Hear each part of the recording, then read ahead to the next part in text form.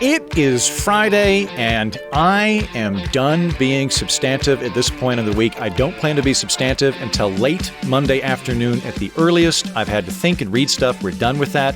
We're just going to kick around funny headlines at this point. If you're new to the Political Orphanage, you should know that Wednesdays and Thursdays are flagship episodes where I interview thought leaders, authors, warlords, astronomers, things like that. Really thinky type stuff, right? But on Fridays, I bring on other degenerates to kick around funny headlines, and that's what we're about to do. So if Wednesday was the well-balanced meal, we're now doing a beer bong together. That's what you just walked into, so be aware of that. And on top of that, I want you to be further aware that we might be doing some adult themes today. It's possible. So if you are a 10-year-old, don't let your parents know that you're listening to this program. Just put them on headphones and try and shoo them away, because the people that I'm bringing on are the mutual hosts of Two Girls, One Mic, which is a porn cast. Now, in my defense, originally I thought it was a corn cast. I thought that they were maybe experts on Iowa and Nebraska, but no, it turns out that they have a whole podcast dedicated to assessing porn. So be aware. But I'm very excited to talk to them both. To Yvette D'Entremont. Hello, Yvette. Hello. And to Alice Vaughn. Hey.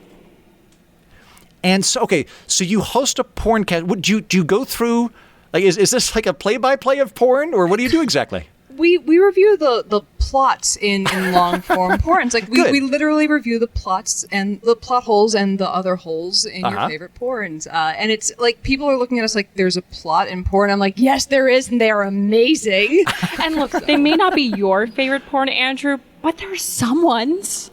That's true. Yeah, that's a good point. And we've kind of started to look at this as genre acting. Like the whole thing started as a joke that we took way too far. Like I was in my other life, I'm a science communicator. I write about and go give talks on science, and it's like I have a serious job that people look up to me for. Gosh darn it! And then I go and I'm a degenerate in my free time, kind of like you have your Wednesday Thursday. I have my Wednesday Thursday. Right. But I was giving a talk on my bad science in the movies is totally fine, because nobody goes to the Avengers to see Tony Stark punch a robot spaceship alien. And I'm like, nobody watches a porn for the plot, but yet people love listening to Neil deGrasse Tyson, destroy the science in the Avengers. I'm like, wait, maybe there's a niche for people to like, analyze the plots in pornos. And Alice is like, we're doing it. So from my lunacy and Alice's ability to like grab a hold of a concept, this was born. So Yvette, you are the Neil deGrasse Tyson of porn plots. Yes. That makes me the Joe Rogan, I guess.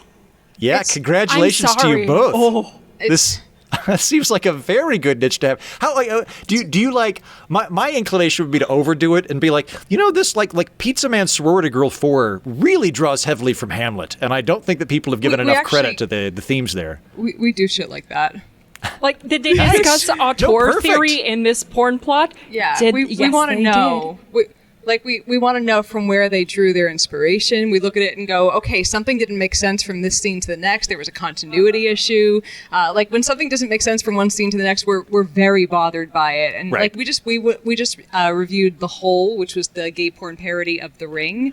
And there was a scene that didn't make sense. Like we sat there and we had a wonderful guest on for that. And we sat there analyzing why was this thrown in there. And we went into the possibility of how they got that scene from another studio. And we're like, wait, but we really want to know how that happened in the plot. So we've gotten to really dig these as films. It's been very strange, the evolution of it. Bear in mind that the porn that Yvette just mentioned, The Hole, the entire concept of The Ring, if you're not familiar with that film, is that in 7 days after watching a VHS tape, you die, which, frankly, if anyone watches a VHS tape nowadays, yeah, accurate. But in The Hole, it's slightly different. I figured it was a Wagner reference, but it doesn't have anything to do with Wagner? Shockingly not. Okay. But in The Hole, after 7 days, if after watching it, you become gay. So really similar. Which apparently that's as bad as death in this. I was supposed to say this also like I'm from Oklahoma and grew up in the 90s. This seems like the kind of like you can catch gay, like the kind of like worries that were pervading the culture back then of like this is a thing you can catch. Be careful. Look, you're Could not be. born gay. You don't learn how to be gay. You watch a videotape, and after 7 days, you become gay. Right. That's what happened to Elton John. He was, that's established scientific fact.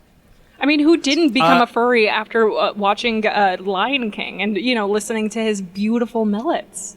That's what happened to me. I wasn't a furry before I watched Lion King, but then, at the age of 10 or whatever, got into it. Nala's Is come there a fuck separate- me eyes. I want to know: is there a separate category of furries for people who are into costumes that are birds? Are they featheries?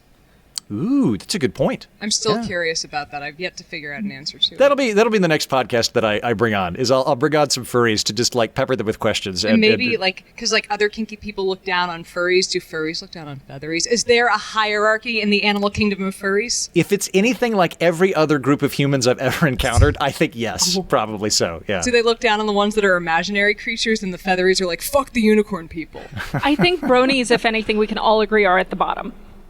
Yes. Yeah. Bottom of that.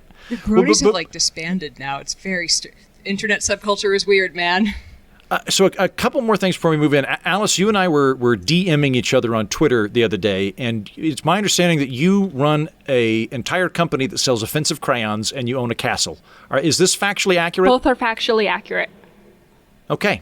All right. Do you want to elaborate on either of those things, or do you feel that they're self-explanatory? No. They're definitely not self-explanatory. Both sound absolutely made up.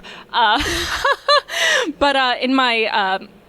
So I had this crazy idea to get a piece of property, and I just happened to stumble upon a castle, so I own a castle, because I am that normal person that would absolutely do that.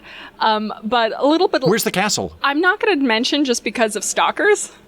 Can you mention the country? It's in New York. Okay, it's not a country. I know, You failed. it's in the United States, and that's maybe a little Right, too okay. specific. She has an island called New York, actually. Okay, yeah. That's how far away it is. She No one's owns heard of it. Manhattan. It's All actually right. New York. It's not official.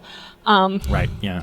But in all seriousness, I just don't want to mention it because we have had to Sure. report stalkers to the FBI because of our show. Just It's been one fun. stalker, though. Just one. Okay. See, this is the downside. Like, I hope at some point in the future I become a beautiful woman that owns a castle. That's what I'm hoping to do in my 40s. The technology is out there, sir. It is. It's like there's no reason that I can't do it. You have It's but it's good to infrastructure. know that if I mention it on the podcast, I might attract stalkers if that happens. I hear that life is a difficult series of social interactions for the rest of your life. So just throwing that out there for you. The castle? The turning into a woman. Oh, yeah, that too. I've heard those rumors from my friends who that's been their life. Just mentioning it. Well, and again, I don't want to underplay the real estate. I assume that that's a really big You're investment like, but you I have to could be a make. blonde woman with a castle. Don't take that away from me. Yeah. Give me something to hope for. let me aspire. You could stay a male and get breast implants. That could be a thing. You could be halfway. Not really. And which I would do for a castle. If someone was like, you have to have breast implants for a year, but you get a turret. You get a barbican. I'd be like, all right, for a barbican for a year, okay, deal, take it. Oh my god. So my other project, Offensive Crayons, so that's a real thing, offensivecrayons.com. I started this idea 2 years ago. I didn't think it would take off, but ever since I started the company, it took off like wildfire. And essentially, I use it to, Andrew, I'm sure you have like horrific ideas that you just want to put out into the world, but sometimes you just don't do it because you're a sensible human being, right? Mm-hmm, yeah. Great. This is my excuse to do all of that. Nice. So like at the start of COVID, I needed a marketing campaign. So for example, I said, all right, so what we're going to do is we're going to cough into envelopes, and for $5, we will mail these envelopes. To enemies or just in general? Just in general to whoever wants to buy them. But Okay. but we have the original pack. We have a political pack. A holiday pack. Which I'll say, I was looking at your website with some friends the other day, and I was laughing out loud a lot because like just the one that stood out to me was just the white crayon is just labeled guilt. No, And I was privilege. like, that's Privilege, so. privilege. Oh, Sir. it was privilege. My bad. Yeah. Isn't that the one that got like you've gotten more I think more hate mail from that one than any other one, right? Actually, a few weeks ago, I had someone who was going to buy from me, a potential wholesaler, and they said, you need to change the white crayon. Like, and you make fun of everyone. Wait, are they mad because they don't think white privilege exists, or they're mad that you would dare make fun of the concept? I asked and they didn't gonna guess elaborate. Probably both. Like, if someone sends that kind of email, they're like, how dare you point this out in my life? Because I don't think it exists, / I'm mad. I feel very strongly that if you're producing comedy that actually elicits laughter, you're probably not being inoffensive and correct enough. So I, for one, castigate you wholeheartedly, Alice, for your wicked offensive crayons you've unleashed on the world. Well, thank you so much. Unfortunately, though, I've been banned from a number of platforms because of the offensive crayons. I've been banned from, let's see, Facebook, Instagram, Twitter, Reddit, Constant Contact, Send in Blue, China, the country. That's not a joke.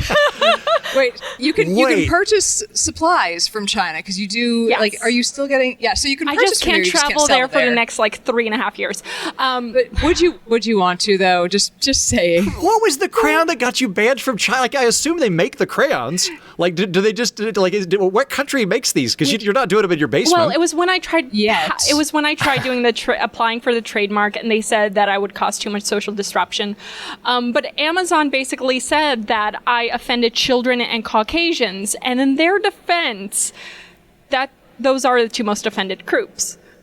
Mm-hmm. That's true. I gotta. You know what? I'm gonna rip into this a little bit. I've been making comedy in some form or other, going back to college, writing funny Dave Barry knockoff columns. So going back to '04, and I'm gonna say 95% of the people I've offended over the last 15 years have been white people that went to nicer high schools than me. That is emphatically the group of people that I get in trouble with, and it's always on behalf of somebody that doesn't give a shit.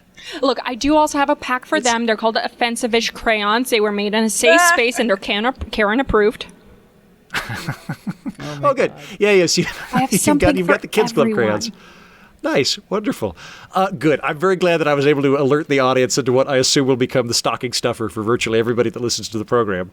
Having established all of this and having built our wonderful rapport, let's dive into some headlines, yeah? Oh, yeah. Oh, yes.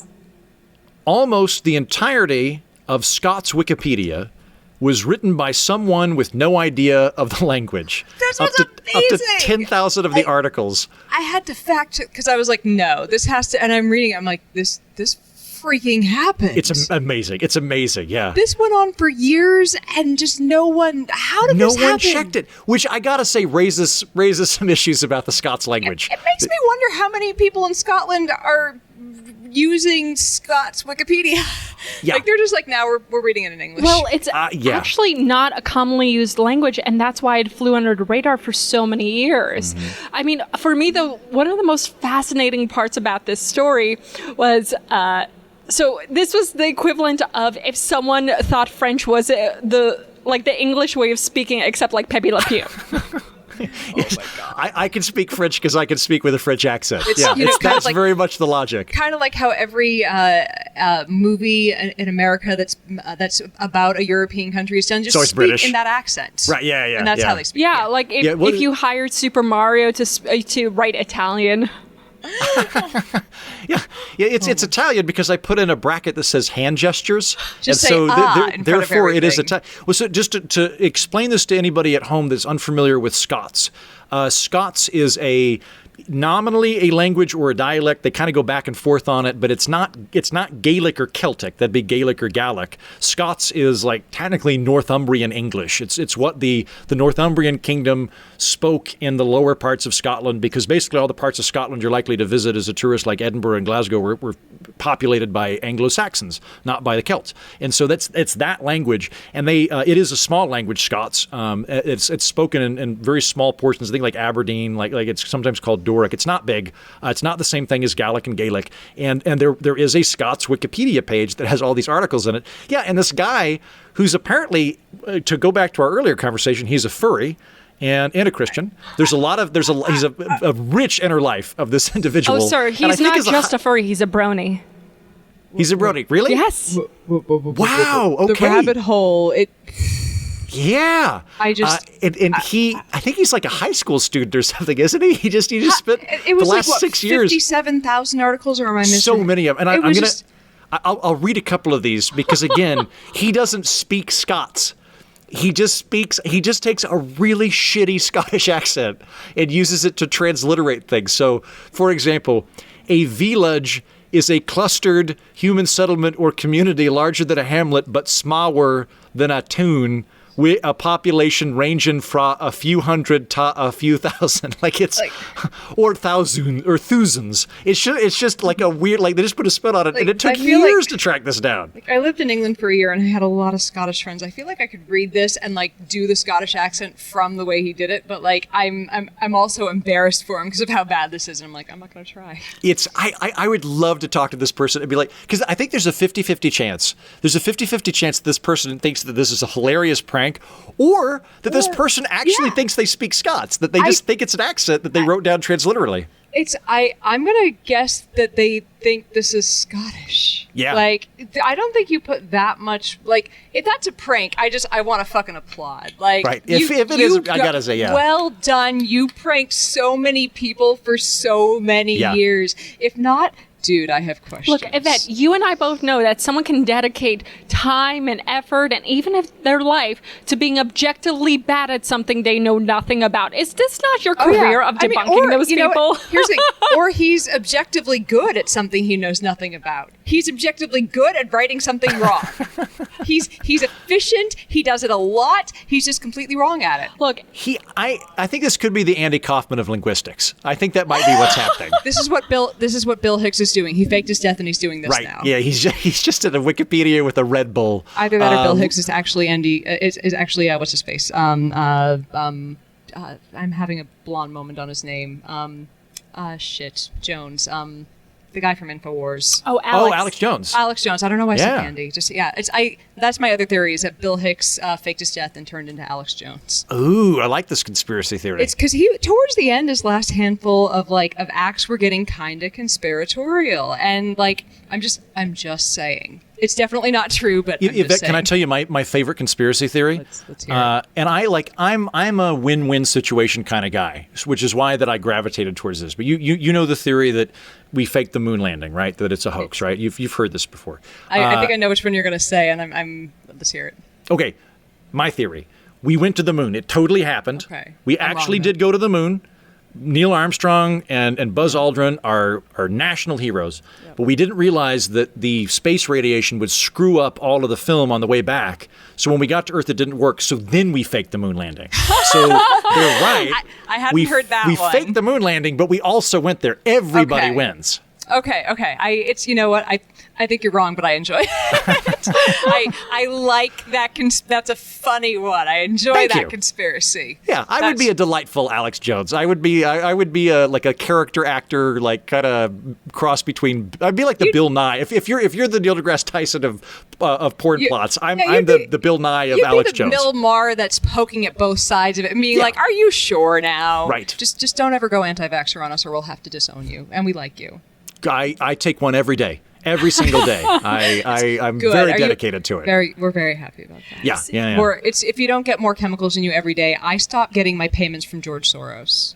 Okay, I don't want that to happen. All right. No one does. Someone's going to take a video of that, and the conspiracy videos are just going to be through the roof on it. You know what? Don't worry. Just give them a bowl of chili, and they will forget.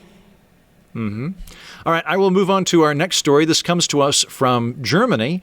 Berlin brothels reopen after lockdown, but no sex allowed. Berlin brothels, prostitution is legal in Germany, and the brothels were shut down during COVID.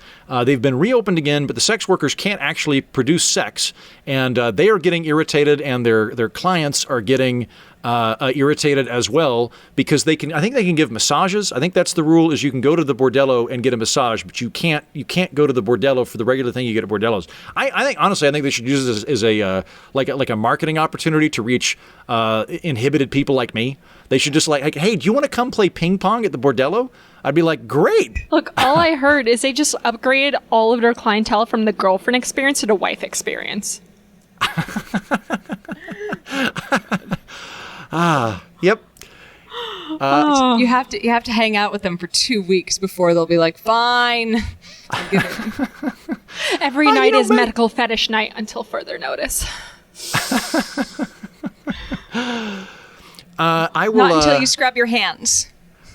Man, slam dunk on the Berlin brothel story. I feel like we got it. No, we got good punchlines very quickly on that one. That was good. Like we all came in targeted. Nice. Question: Do GIMP? Yes. Do GIMP? The chair recognizes Alice. Please go ahead. Do GIMP masks now count as PPE? I think so. Are they the zipper ones? Yeah. Yeah. So I think only if they're zipped. Yvette, you're the scientist here. I'm just saying because the nose is open, you still need. I'm on the. I'm erring on the side of you would still need a surgical mask. I'm sorry, Gimps, but what if I were completely naked but I had a space helmet? Would that be safe? As long as your breath is coming out of a thing that stops the droplets, we're okay. You need old timey Victorian copper diving suit helmet, but no clothes. It's safe. I'm fine as long as that's all in place. Look, I don't. As long as you're respirating out those particles, which just stop. I gotta say, real quick, that is if I ever go back to Burning Man, that's what I'm gonna do. I feel like that should be my Burning Man costume. I want to see the Borat swimsuit and just cover your face with a stupid fucking mask, just like I'm covering my face with a stupid fucking mask. We're gonna all do this together, and we're gonna survive this. You know what I find odd about public nudity is I feel like a guy with a shirt on and no pants is actually far more disturbing than a fully naked guy. I don't know what that is, but it's I would rather go fully nude because generally putting on a shirt means you tried.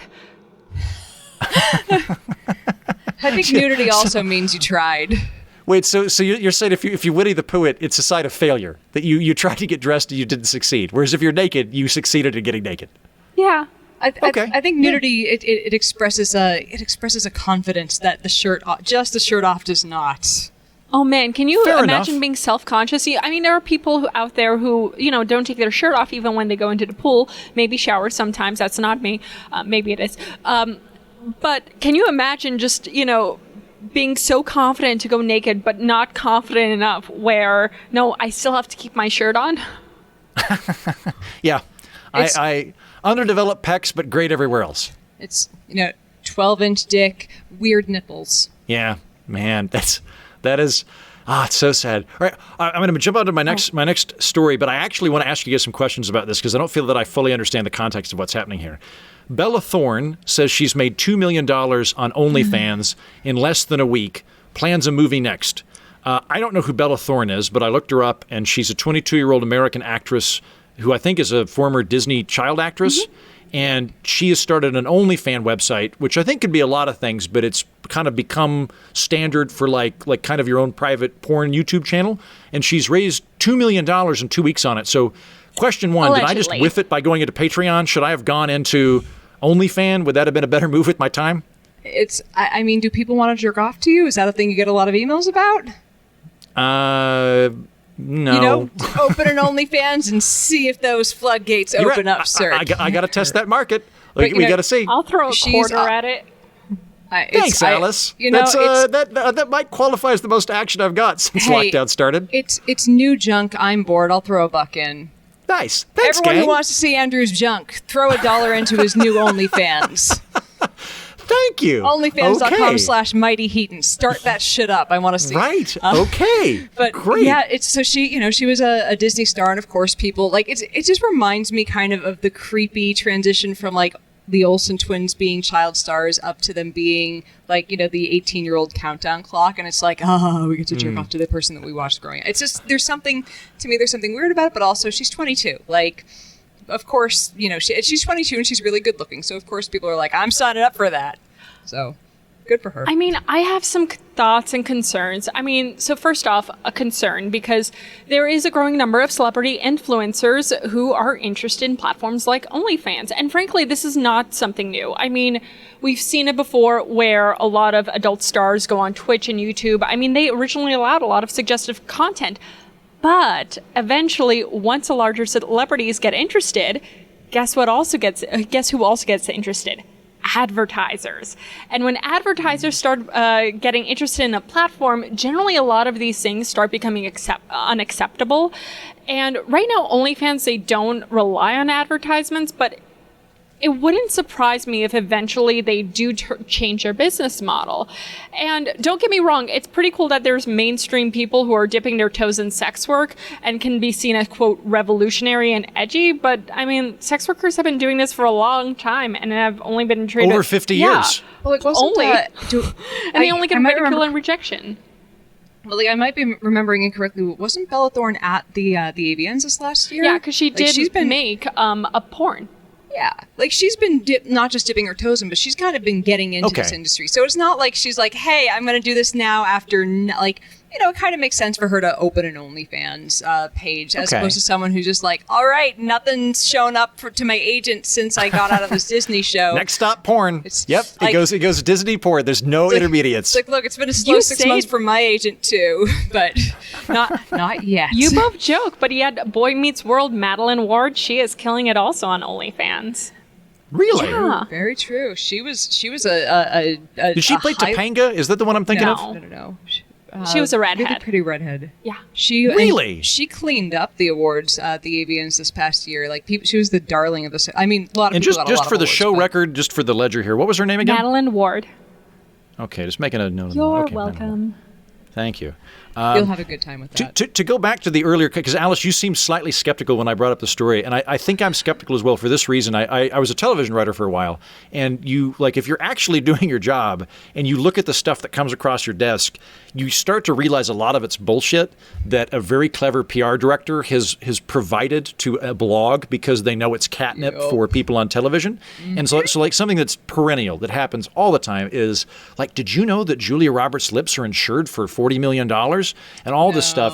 And then you get into it and it's they never say what the company is that's insuring it. There's no way. And to me, it's when very you clear dig through the 6 layers of spin, it's bullshit. Yeah. It's just that there was one that I saw with Taylor Swift a few years ago where her legs are insured. And then there's a whole pre-made article about Taylor Swift says, I don't really know where this is coming from, blah, blah, blah. And I'm like, well, then then who interviewed you to talk about this? Where did this come from? It's all created to make the one person suggested it, one person took it out of context. It's spun and spun. I've seen this over and over again with scientific publications where a scientist will say something to the PR office at the school, the PR office says something to the reporters, and then 3 cycles later I'm sitting there going, I have to debunk something fucking stupid for the entire internet. It's no, bananas don't cure cancer, no, coffee doesn't cause cancer. No, there's in the so same week, much of coffee that. cures and causes cancer. I saw a lot of that when I was in there where I would there was a story from maybe 4 years ago where it said if you eat beef, you've got you're twice as likely to get colon cancer, and everybody's freaking out. And you have to look at what the probability is of you getting colon cancer to start with. So one out of 100,000 people, and it jumps up to 2 out of 100,000 people. So it goes from nothing to double nothing. Those numbers sound scary when you say it jumps by 100%. 100% means double. We have to look at the statistics and not just how the article is using them. I saw a friend of mine. I'm not going to get too deep into politics, but I saw a friend freak out about the polls changing the other day, and I'm like, you're reading the article, not the polls. Right. You have to look at the actual numbers, not how an article that's trying to panic you and starts just look at the numbers. You're doing the Lord's work, in my opinion, because I get really frustrated with that stuff. I smoke so much pot to help me survive it. That is it's Alice keeps me from going too insane, and pot helps me go a little insane. I got a story pulled when I was a writer because the story headline, this is back in 2016, so it's during the election, and the headline was women prefer male candidates. And the implication is oh, wow, there's all this talk about Hillary Clinton, but actually women are misogynists or something like that, right? And I read the article, and it's basically of all of the women polled, 80% didn't care what the gender was of the person they were voting for. When you look at the remaining 20% of that remaining sliver, 55% preferred men. And I brought that up, and they were like, so can we do it? And I'm like, you can do it as long as you explain that most women don't actually vote based on that. And then they were like, well, let's just not do it then. And I was like, good, because this is a nonsense story. Yeah, it's sometimes articles are they're getting that nuance across and getting that small of it. It's not worth it. There are going to be too many angry tweets for that amount of a point and that small of a survey. A lot of times it's really frustrating because people will only look at, okay, so what was the summary of this study or whatnot. I think one of the most famous ones, which is so prolific to this day, and as an avid alcoholic, I I will, there is like the... Which is why we're here, Alice. Right? It took us a while to warm up, Alice, but we think we you've need been to have drinking a too much. talk. Yeah. It's Lockdown only has gonna been be tough 6 on you, weeks. and you're holed up in your castle just feverishly drinking white wine and making crayons. And it was funny at first, but you've gone too far. We love you, and we're doing this for you. Oh, no. Is this really a Zoom intervention? Zoom intervention. Yeah, Zoom intervention, yeah. But where I was going with this is that one of the biggest myths is that having a glass or two of wine a day Right. or, once every few days is good for you. But what they would compare that to is if you look at the data, and if you even more so look at the metadata, is that a lot of the people who weren't drinkers, a lot of them were former alcoholics. Right, recovering alcoholics, and then also they likely smoke because that's a very common thing, or they already shot their liver. Yeah. I mean, 100%. When you compare like they say like moderate drinkers live longer than teetotalers, including all the people with shot livers. But when you look at the data of like moderate drinkers don't live longer than Mormons. Moderate drinkers don't live longer than lifelong teetotalers. Did Alice just disappear? We lost Alice. Oh God, we actually did piss her We off did with lose our Alice.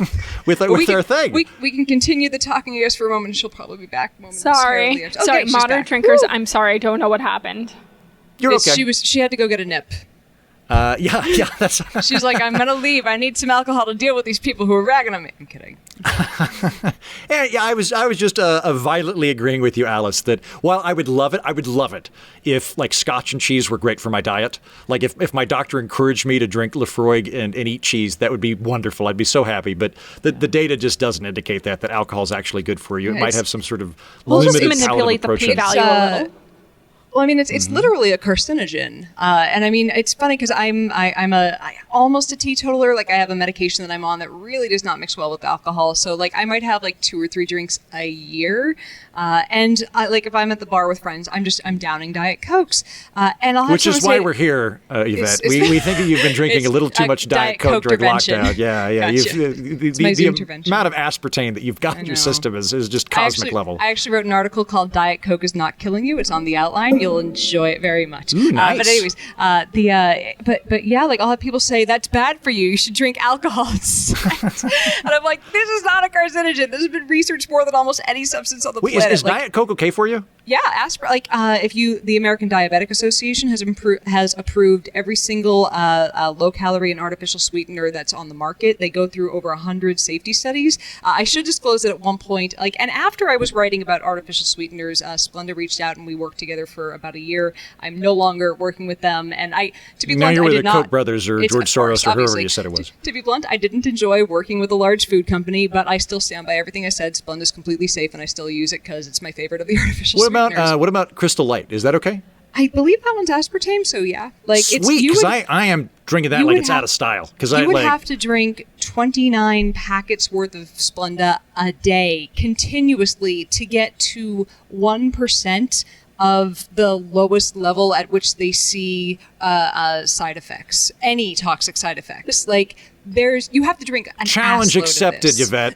Challenge accepted. Send me data. This reminds me of the website where you have to plug in any fruit, vegetable, or really anything you enjoy that brings you joy into your life, and it'll tell you how many of those you have to consume in order to die.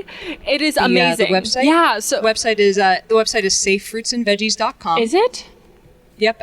This What is it, just like shit that I know from doing my 578 job. bananas or something like that before you die? I don't know. It's a lot. They'll do like all the ones that are in like the dirty dozen from the environmental working group. The EWG has very few things that they talk about that are scientifically based. I've done a lot of my writing about food, about agricultural science and nutrition science. So I've ripped apart a lot of things that have made people very angry at me. You know, it's funny. It's funny when it's weird how angry people get when you tell them the world is better than they thought. Like you would think that people would be like, "Oh, great, thanks for I was laboring under this false premise that the world was shitty in this particular way," and they get angry at you for like, "Why did you take my pain away?" And I mean, here's the thing with dietary science, people, and I understand why people get mad with this. Like, you want, it's hard to lose weight. I've lost and gained and lost it. Like, it's been hard. Like, if you're heavier, it is hard to lose weight. It's a simple thing, like calories in, calories out. It's simple, but it is hard to abide by, because I don't know if you heard, food is fucking delicious. And I mean, so people are looking for a way, and they think there is the way to do it, and they haven't stumbled across. So when they find something that works for them, they're like, they don't want to hear that any way can work as long as your calories are right, because they're like, no, I found the way. And it's like you're bursting that bubble, and it feels like they must have been a failure at all those other ways. It's like, no, you just found the one way that works for you, and that's totally fine. Like, I tell people that keto is bullshit, not because there's anything wrong with keto, but because it doesn't turn you into like this fat burning machine. It's all calories in, calories out, and that's fine if it helps you control your calories. It's just, it's not magic, and I think people think it like ups their metabolism. Nah, just calories. Okay. So, but the big takeaway is I can continue drinking Crystal Light, obviously, and I'm fine. And I can drink Diet Coke, and I'm fine. It's good to know. I still say drink more water than you do other things, but like your Diet Coke or your Crystal Light a couple times a day isn't going to kill you. Now, here's What about like 5 or 6? I only do that when I'm really stressed out, and then I feel like crap. I realized I was drinking way too much of it, and I'm like, I'm going to cut it down to 1 a day max. And like my skin, this is when I was like, maybe I was drinking too much of it. Like my skin cleared up, and I was sleeping better, and I was having some insomnia because I was drinking it too late in the day. I'm like, maybe I am consuming too much caffeine. So I try to the caffeine I got to be careful with, because I get I do get paranoid if I have more than about somewhere between 400 to 600 milligrams of caffeine is my upper limit. I think that's I want to say, I forget if it's 400 or 600, but I want to say 600 is like the recommended upper limit of where you should be for a day, but really don't go above there. So my first job out of college was on a ranch in Logan County, Oklahoma, and I would bring these big ass jugs of coffee with me, and I'd drink the whole thing. And then I would get really paranoid about my friends and be like, I think my friend George is mad because I said this. And then I would after lunch, I'd be like, why did I think George was mad at me? And then I finally figured it out. Oh, because I drank a thermos of coffee. Because you drank a cocaine worth of coffee. Yeah, because I have all these stupid neurotransmitters in my brain now that are seeing patterns that don't exist because they've all been lit up, which is why I should continue drinking Crystal Light. Next time you want to hallucinate, just go for mushrooms, man. They're way more fun. Exactly. You know what? I just a couple of weeks ago, this came up on the program where a church, like the Free Church of Psilocybin or something, got cracked down in California, and I was like, I didn't even know that existed. That's great. I did it one time, and it was fantastic. I'm a big proponent. Same. I did it one time, and it was fantastic. Yeah, it was great. I'm saving them for a special occasion. I did them the day after my birthday this year. It was like, we normally every year for my birthday throw, I just like baking for 2 days and inviting my friend. Obviously could not do that this year. So just my husband and I had a nice afternoon of tripping, and I'm like, this was so lovely. I felt like my brain had like 6 hours of therapy, but I also had no desire to do it again anytime soon. It's like, nope, that was a lot. So not an addictive drug at all. Yeah. So, no, I'm a fan. I'm a big proponent. Enjoyable, but once in a while. Okay, a couple more stories we'll run through. A malfunction in Lindt chocolate factory causes chocolate snow to fall all on a Swiss town. And I read this story. It is basically like a bunch of chocolate got cut up in an exhaust plume, and it's rained down on this town in Switzerland. And I was like, in America right now, we have murder wasps, COVID lockdown, riots in the street. And in Switzerland, they have this they have aerial chocolate is what they have to deal with. And I was like, wow, we picked the wrong country for 2020. Switzerland would have been a way better place to hang out. Dreams do come true. I want their cheese, I want their tiny little knives, and I would like their chocolate rain, please. Yeah, that sounds great. Like Tay Zane has definitely moved there. But one of the things I'll definitely mention is this is how you get ants. Yeah, good point. The other thing I thought about is it's probably really difficult to clean your windshield. Like I bet that's as wonderful as it smells, I bet it's very difficult to drive around in. The one upside is this if this is just the cocoa powder, it's not mixed with sugar yet, so it's probably not as bad. Okay. That's a possibility. The one thing that I know from because I bake a lot, cocoa powder is very absorbent. Like it takes in a lot of water, so that could get very muddy. And also it's because of the theobromine, it could be poisonous to animals in the area. Not very good for cats and dogs. So True. to animal Upshot, lovers though, in the area. Upshot, though, if I were on like a second date and it started raining down like about the time that we were ending the date, I feel like I'd pull. I feel like that, like if we're like, hey, it was really good to hang out with you. Is it? Oh my God, is it raining chocolate? This is so magical. Like I think I could work in that environment. And then move my dog inside. See, when I initially read the story, okay, I think I must have read it with 2020 goggles on, because I saw, hey, there was a ventilator malfunction. My mind went to hospital ventilator. And that actually made the that story must have been a big-ass ventilator. Yeah, and that actually made the story even more hysterical. Imagine telling a deceased family that their loved one passed, but now there's delicious chocolate snow in the air. Their last So good news, breaths. bad news, Mrs. Torkelson.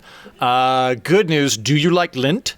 Okay, great. This is going to soften the blow of what's to come. Their last breaths were delicious. Yeah, man, I could see like a new clergyman with a love for puns really fucking up that eulogy. I could see just a very pun-heavy eulogy. Yeah. All right, final headline for the week. Study confirms that painting eyes on cow butts helps ward off predators. This comes to us from Africa. Cattle herds in Okavango, Delta region of Botswana, are plagued by attacks by lions. The villagers will have reprisal against the lions and go kill them, and that's bad because the lions they're just trying to live their lives like anybody else. And so this guy conducted a test where he would paint big eyes on the butts of cows so that when lions would see them, they would get spooked and leave because they think it's another predator. And I thought, what a great thing to know. If you're ever being pursued by a lion, just find a cow and paint eyeballs on its butt and it'll leave you alone. Problem solved. I want to know what was the first, like someone had to first come up and go, hey, we should paint eyeballs on this cow's ass. Like someone had to first, like there was a kind of like a first man who was like, we should eat a chicken egg. Like there was a first person who was like, maybe it was like Botswana cow tipping equivalent, where like the field party was happening, everybody was kind of a little bit tipsy and a little bit like bored, and they're like, we should just paint eyeballs on cow butts. And then they were like, usually 5 cows get eaten during these field parties, but only 2 have been eaten today. So what's fascinating is a lot of these predators, they rely on the element of surprise. So that's why when they see eyes, they assume that their prey is aware. They also apparently tried it with crosses. I read a little bit more into it, and that wasn't as effective as the eyes, but it was more because the lions are Jewish. It doesn't make a difference to them. You have to yeah. The lions are in on the cabal. Yeah, that said, it attracted so many more pirates and treasure hunters. But it was fascinating to me that, painting eyes would do this. And, I wonder, will this work anywhere else in life? And I guess, if you ever think that you might be in a situation of getting raped, I mean, if you just paint eyes on your ass, okay, this went for a horrible dark turn. Never mind. Was not as funny. No. I'm not sure what you're aiming for, loud. but it's like, dig yourself out of this one, Alice. Go ahead, I'm watching. I can't. I can't. If I'm going to paint eyes on your... Look, all I'm saying is this is the equivalent of, but did you close your legs? Did you paint eyeballs on your ass? If you didn't paint eyeballs on your ass, you're not doing enough to prevent rape. I'm just going to slowly back out of the room while you all handle the conclusion of the episode. It was a pleasure being on your show. Thank you for having me as a guest. Bye. I'm just saying there's a lesson to be learned. Someone can learn it. It's not a good lesson. I'm trying to figure, like, maybe now we need, like, it's as opposed to like how cops have body cameras, women should just have like a camera, like the Matrix has the port. We should have a camera in the back of our neck in case there's to catch people that are trying to attack us. That'll be the next thing. And it would stop lion attacks, or at least let you know if you were about to get attacked by a lion. And I mean, it's 2020. Like, lions could be... I'm waiting for the sodomy geese, personally. Yeah. I think my prediction is we've got one more big story before the election. I don't think, given the timbre and pacing of the year 2020, I don't think that it's going to be a lull between now and the election. Only one. Right, good point. You underestimate 2020. We are in the year that's worth 8 years. That's a very good point. 2 full months and like 2 weeks. We got time. Yeah. We got time for at least like another 2 explosions, several giant cities burning. happening. Yeah. I'm just saying. Toppling of a Maybe some good democracy. stuff. Maybe like the Challenger shuttle will come back. Who knows? It's Kristen McAuliffe was just raising a family out there on the moon this whole time. Yeah. All right, gang. I have very much enjoyed talking to you. You're both fun people. I thank you for coming on. Thank you for taking time out of your day to do this. It was fun to discuss it. And you're for people that want to have an erudite yet withering analysis of porn plots, they can go to Two Girls, One Mic with Yvette D'Entremont. Did I say it right? Indeed. And Alice Vaughn. Absolutely. And guys, just spell it out, just write it out, Two Girls One Mic, not the numerals, but twogirlsonemic.com or at TGOM Podcast. You can find both Yvette and I. And hey, if you're not into porn, we also go into a lot of science, everything from foot fetish science to lava science. You know, we'd like to bring science into our porn. Nice.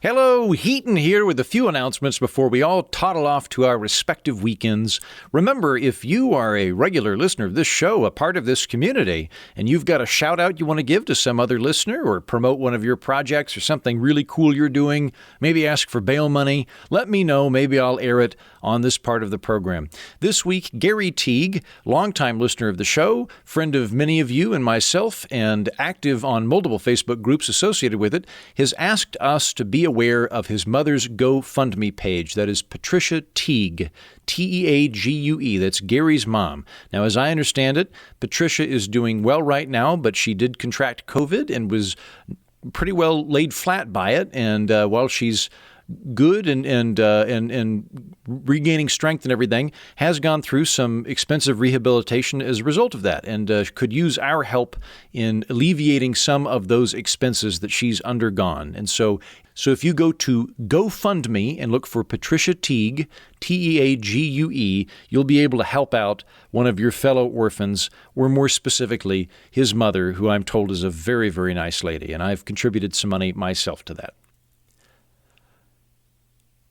Next, as you know, I am running for vice president of the United States of America. I'm doing it on the Whig Party ticket. I've revived the Whig Party after 166 years. I don't have a president on the ticket. It just doesn't seem like something I need. Now, be honest with you, the ballot access has been something of an issue this election, and I think at present we're going to be shifting the campaign away from what I'd hoped, which was trying to get just electoral votes in Louisiana. I think we're going to focus on a relentless campaign against myself in swing states.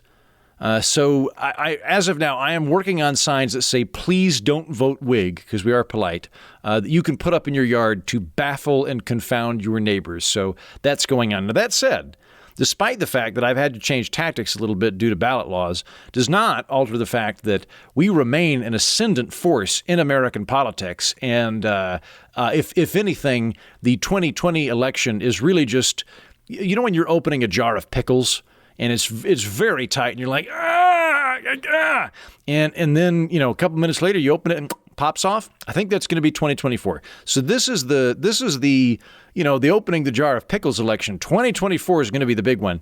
In the meantime, let's set the groundwork for the next election. And that means we need a super PAC, which is apparently a lot easier to do than getting onto a ballot in a state. So we could do this maybe before the current election. If we're going to have a super PAC, we need to have a name.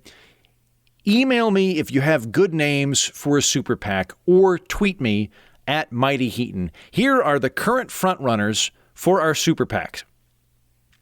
Baby Yoda Loves America. Pretty good. Next, Death to Pluto super PAC. And finally, my favorite, Reptilian Overlords for Heaton.